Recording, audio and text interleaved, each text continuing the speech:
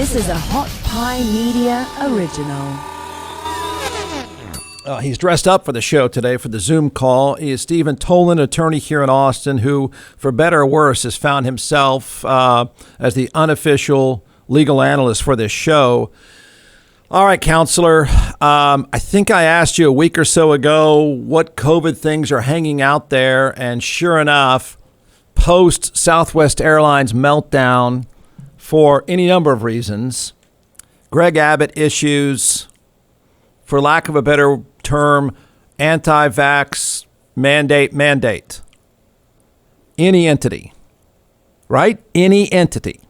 You cannot have, Stephen Toland's law office cannot say by November 1, you're vaccinated or you're out. Is that correct? That's correct. So according to Governor Abbott's order number 40 here, and there's quite a few of them, we can go through them. Provision 3, which is on page 2, it clearly states that. So executive orders, by their very nature, they're not new. There's obviously been quite a few over the history of our country, some very contentious ones. President Roosevelt issued one that was clearly racist on its face against Japanese American citizens after Pearl Harbor. Those are presidential orders. This one's different because it's a governor's order, obviously, but they're not supposed to affect private citizens. They can sometimes, but as a general rule, an executive order, by definition, is not supposed to affect the private citizens. So this one is controversial, to say the least. Okay. Controversial because of all the political optics in this, or controversial in that today, again, whether it's your office or Southwest Airlines, are you saying they're not going to follow this? Are they going to this is just background noise, or they follow this and it doesn't take longer than 5 minutes for someone in Stephen Toland's office or Southwest Airlines to say, oh yeah, bull? Great questions, Jeff. I think, I'm going to say both for both reasons. So I think it is clearly political on its face. What I find most interesting is sort of that aspirational language on the front of this executive order, which you don't often see in executive orders, wherein I think it's like number 6 or number 7. It literally uses the word bullying. Yeah. You don't often see that. I guess we've reached a new low in executive orders where we're now just adding the. You mean a law school that didn't use that term that much? Really? Huh. I don't remember that. Most of the law I learned was from my cousin Vinny or Paul Newman, and the verdict notwithstanding. But I don't remember that in any of my legal classes. So he does say another instance. So that's a little aggressive, not really a passive aggressive, an aggressive jab at the federal government. He says the federal government has overreached, and then he refers to the government as sort of an ad hominem attack, right? He says the Biden administration, not there's been a federal mandate that says this. We feel like that unfairly infringes on our state citizenry. Here's why, here's how. Instead, it's very personal in nature. And then the last part is now bullying many private entities. And then there's another part where it says that I guess he now subrogates himself into our shoes and says, hey, y'all are all out there fearing that you're going to lose your livelihoods because of private companies saying they'd prefer a mandate against people coming to work without having the vaccine first. So for those reasons, the language on itself, it's almost clearly designed to get to court faster. It's almost as if I could make the argument that it's as if somebody from Governor Abbott's sort of power circle here politically is saying, let's include this incendiary language to get it up the food chain of appellate actions and procedures faster so that we can stay in the limelight, keep litigating this issue. That's what it feels like to me. So that's the first part. I think it's clearly political. Let me jump off there and just legally. I mean, it's impossible, but we're going to try to forget the politics of this. Before you came out, I already did my rant about this is just the middle finger to Joe Biden. That's all this is. But right. You say it's to move through the legal food chain faster. Is that designed to lose so he can then say, there they go again. There go the feds again. Look what they've done to us. I tried, MAGA hats. I tried. Is that what you're saying? Or are you saying that he wants to literally keep fighting this? That's a good look? I think they think it's a good look. I think Wow. that they would have to argue that there is a narrowly tailored connection between the private rights of citizens that you are now infringing upon through your executive order, and then saying, yeah, but the actions of these private citizens are so impacting the greater good, state entities, et cetera, that I felt like I needed to do this. I mean, that's the only way it survives. I think there's another way. There's like 4 or 5 good arguments why it couldn't survive, aside from the common sense tests and things like that. But that would be the argument they'd have to make, is that if they, with a straight face, they'd have to say, look, we're actually doing this to protect the greater good, the economy itself, or that it's shutting down, it's causing a stagnation in our economy, or people really are losing their rights to work that otherwise would.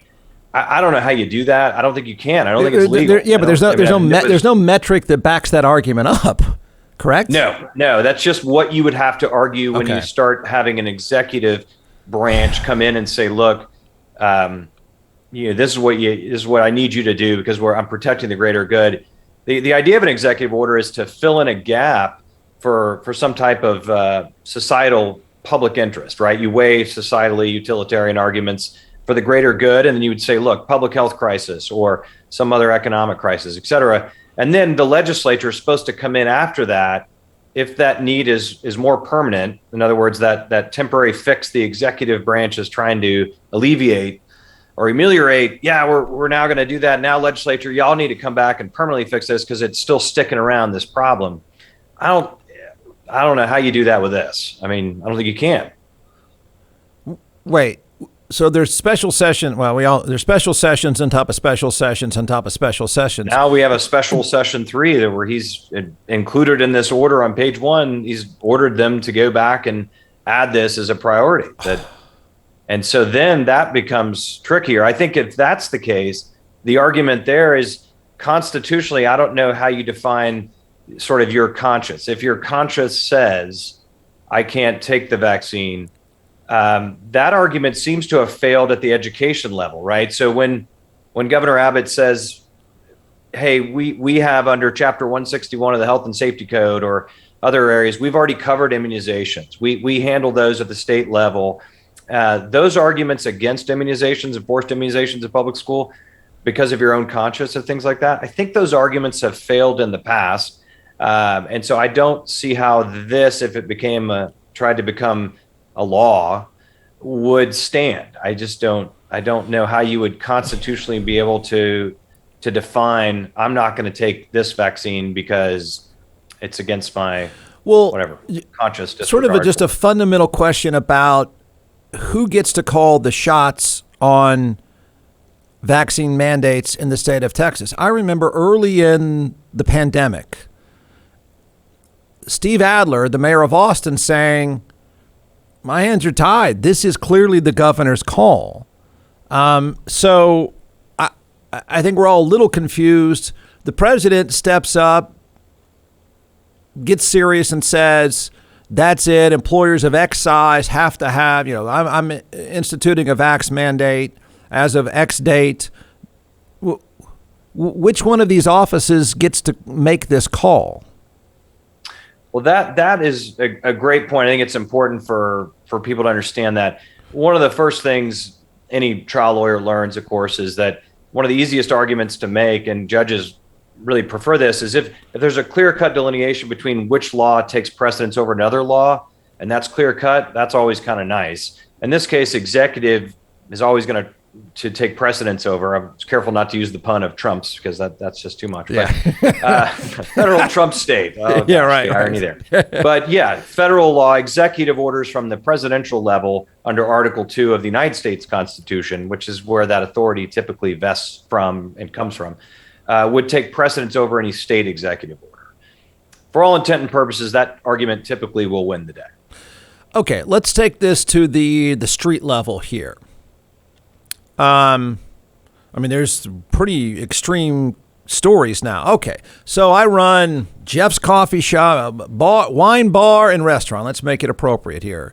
And so Frida comes back in and says, Jeff, you told me I couldn't work here because of the vaccine. I want my job back. I'm ready to go. What do I do?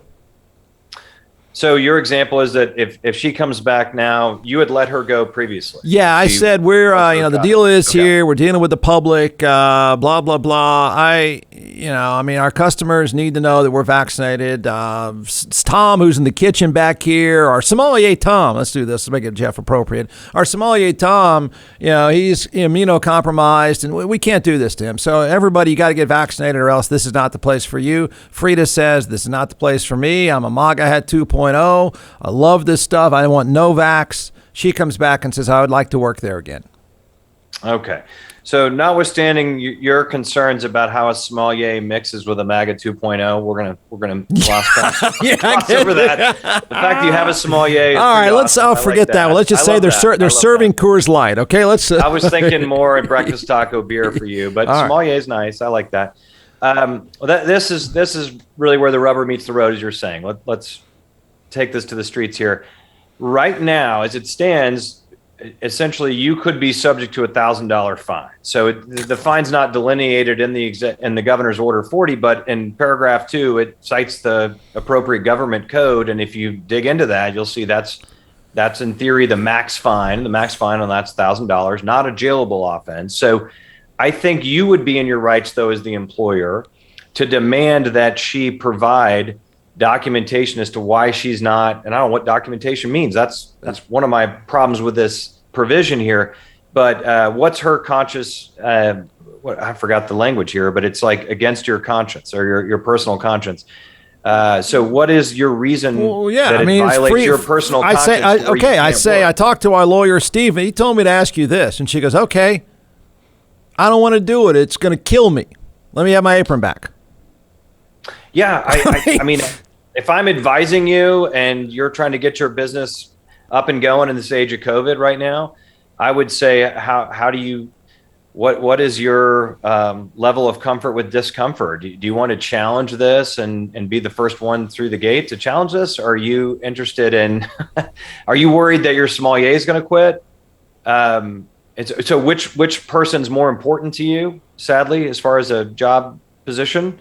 I mean, these are all tough decisions you'd have to make as an employer, but because I think it seems right now this order is the law. Okay, today it's the law.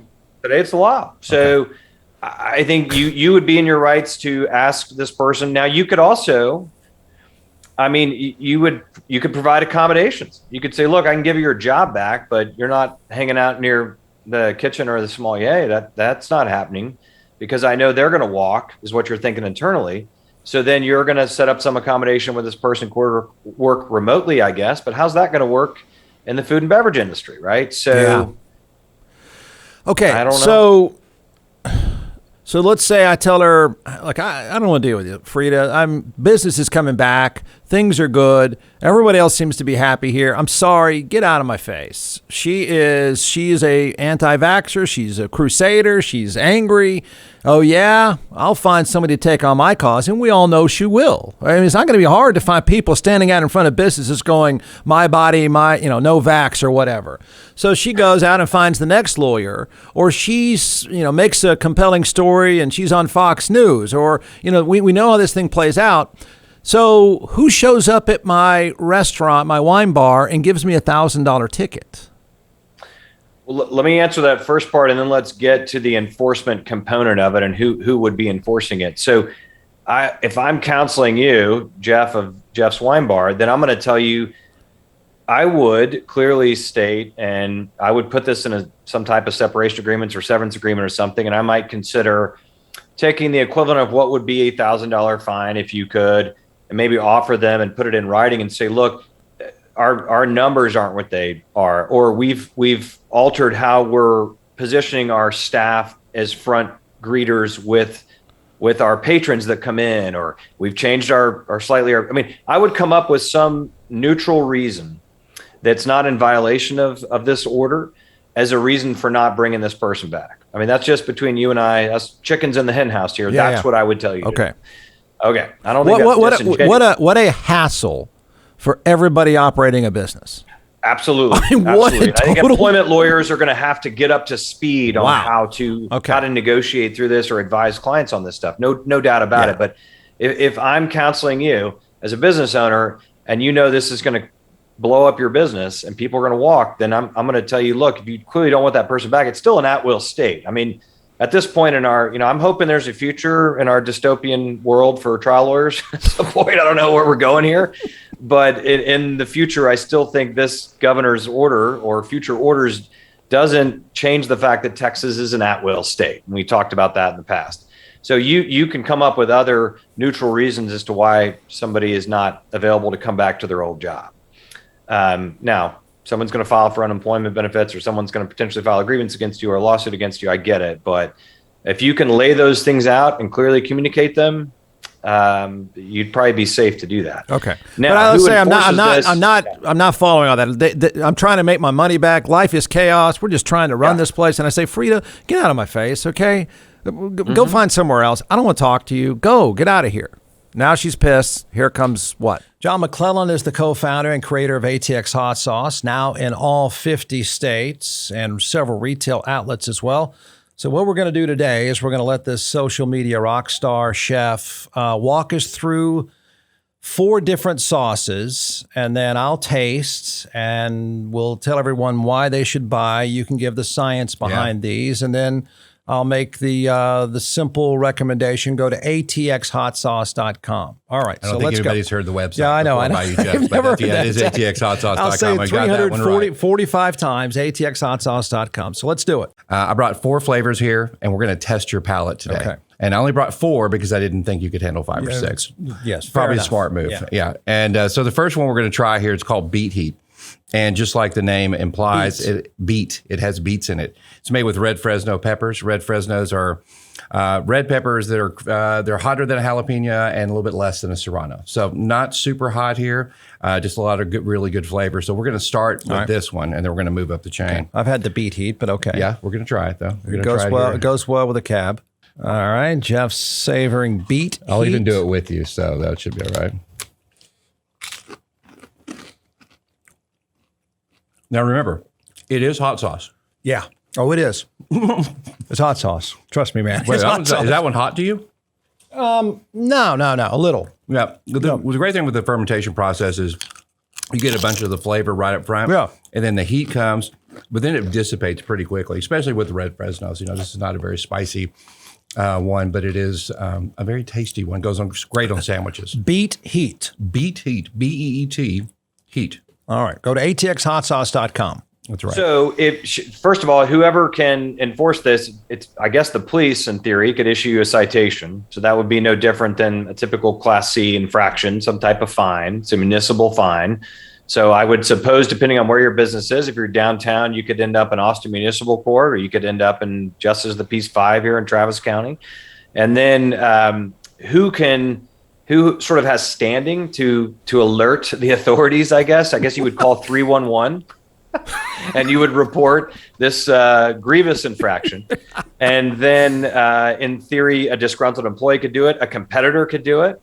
I mean, what I'm seeing is this strange trend, not only usurping people's individual autonomous rights vis-a-vis their bodies and things like that, but I'm also seeing these sort of governor's orders that are creating this environment wherein others have standing that otherwise wouldn't have standing to come in and complain against you, right? Yeah. I mean, so I guess a competitor down the street who knows Jeff's wine bars, if you're not selling breakfast tacos in some component of your business, you're probably not making as much money as you could in Austin, right? Yeah. So, the fact that you're just a wine bar, man, it's probably tough right now. And so your competitors are out to get you and step on your throat. They can call and complain. There's no limit to who can complain that you're not doing that. Whether it would pass the probable cause muster here, I don't know, but certainly somebody could call. Anybody could call. Okay. A disgruntled employee would be the number one concern. Yeah. That would be typically the way. What you've read, the details of this, the legal language of this, sounds like it's dumbed down lawyer speak. That's my specialty, Jeff. Yeah. Oh, okay. Well, perfect. The dumb part and the lawyer part. You got that right. They're the dumbed down lawyer class. Right. Okay. So the real terrifying part of this is not long ago, the CEO of the largest hospital chain in the state of Texas. He may have been, because he was most high profile, there are staff, nurses, et cetera, out in front of Methodist Hospital, my body, no vax, blah, blah, blah. He says, I tell you what, you got until whatever date it was, you either get vaccinated or have a medical reason not to be vaccinated or you're out. I, on this show, backed him up and said, what the hell is he supposed to do? He's supposed to be about science. You can't run a business that's anti-science, not to mention the risk. They get fired. I don't know how many, 140 of them. I don't care if it's 1 or 5,000. He says, that's it. We can't operate this way. What does that look like now? That's a great question. So the way I read this executive order is that hospitals and private entities that deal with immunocompromised individuals like nursing homes, et cetera, those who provide nursing home services, medical services, things like that, they're not covered under this, is the way I read that. And I get that, or I sort of glean that, I suppose, from this first page of GA 40, where it talks about whereas, and then it lists some of the prior orders and how those have been laid out. And so for that reason, I would, and I'd have to dig into this if a hospital group came to me and asked me to advise them, I certainly would do a little more research. But my understanding of it from what I read is that those are still protected. They can't. So is there a carve out in this that says, yeah. Okay. Because that would be pure insanity. Well, we haven't yet spoken about it. We don't have to spend much time about this, but if we're talking about ways this order gets shot down, which I believe it will, we talked a little bit about the pecking order of statutes and executive orders. So executive at the federal level takes precedence over state. Another one that's interesting is, you're trained as a trial lawyer to always think about attacking the credibility of somebody based on prior inconsistent statements.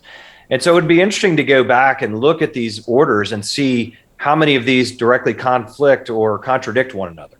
And I bet some of them do. I bet some of the provisions stated in the front of these orders probably conflict. Some of the public policy aspirational statements contained in those are probably inconsistent with each other over the course of this.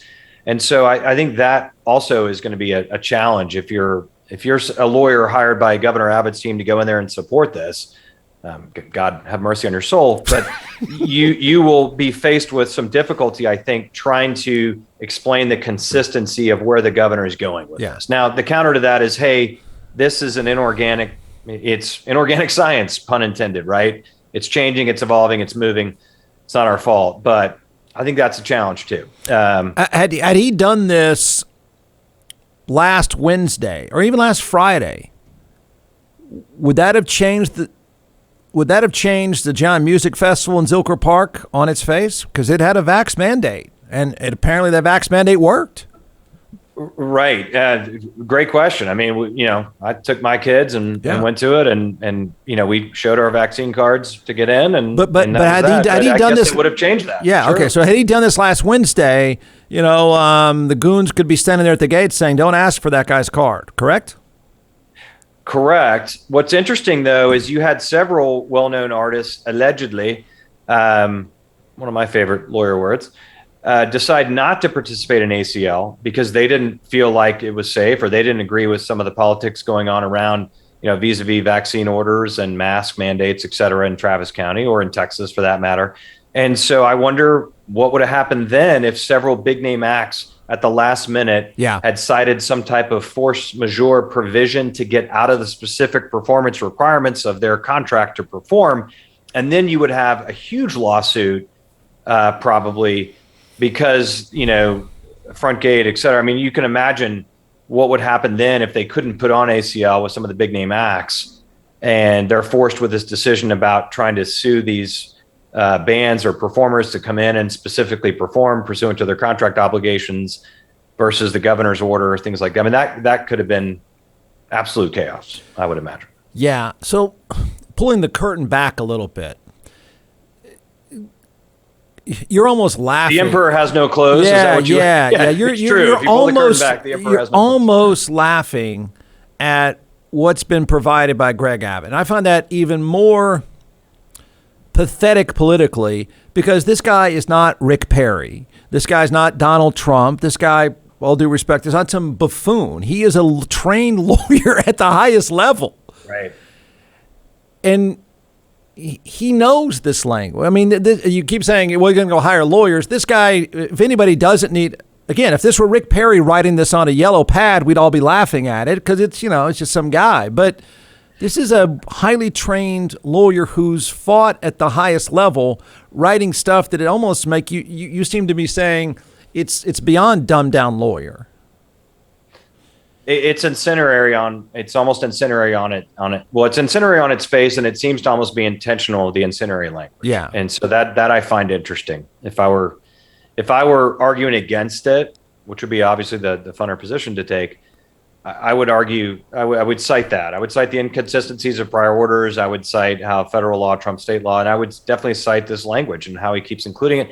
And then I think, not to mention the floodgates provision. That's another equitable maxim that we talk about and judges worry about is where do we go from here then? If I allow you as an executive, part of the executive branch as the ultimate head of the executive branch, as the governor, if I allow you constitutionally to issue mandates that infringe upon the rights of the private citizenry, where does that stop if you can't directly show me a nexus between like public health and safety?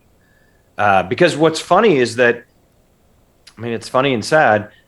Before that, it says, well, and just remember that vaccines are, and I think the language in the order is vaccines are strongly encouraged for those eligible to receive one, quote unquote.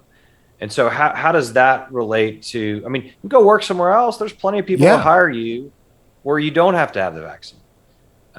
So that's the part that I'm having trouble following is why is that necessary? You've got to really show a compelling argument. This is absolutely necessary and not just your petty fight against, this current administration. I think that's my point. He knows this is almost legal garbage, correct?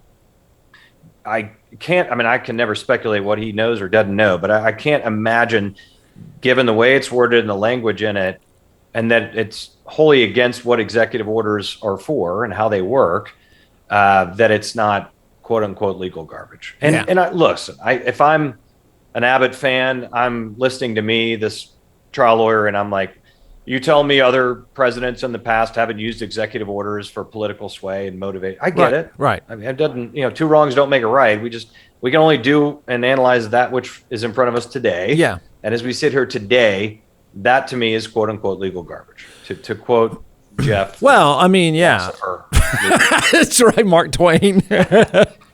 Well, you also can't, if you're above the age of 25 and follow politics at all, how flipped the script is now with Republicans saying that shut up, business owner. You don't matter as much as, some ranting person in front of, right? No, I'm just laughing. It makes your head spin. Where are we in the axis of Republican and Democrat when now the Republican argument is against personal rights and the government? It wasn't all that long ago. Totally inconsistent, right? The federal government has overreached, so therefore I'm going to overreach. My head exploded daily in the world of talk radio where, remember the whole Baker, refusing to make the cake for the gay couple thing, which I don't even know if it ever happened, but it was like the most ridiculous argument over and over again. These business owners should be able to decide. Yeah. Wait, what? No? When it's a pandemic, no? Well, judges are going to be really loath to go into the arena and address those arguments even on their faces, because those are the types of arguments that were made, in the 50s and 60s, when we had Jim Crow laws. That's the type of argument that was made all the time, which, well, I'm a business owner, I have a right to deny.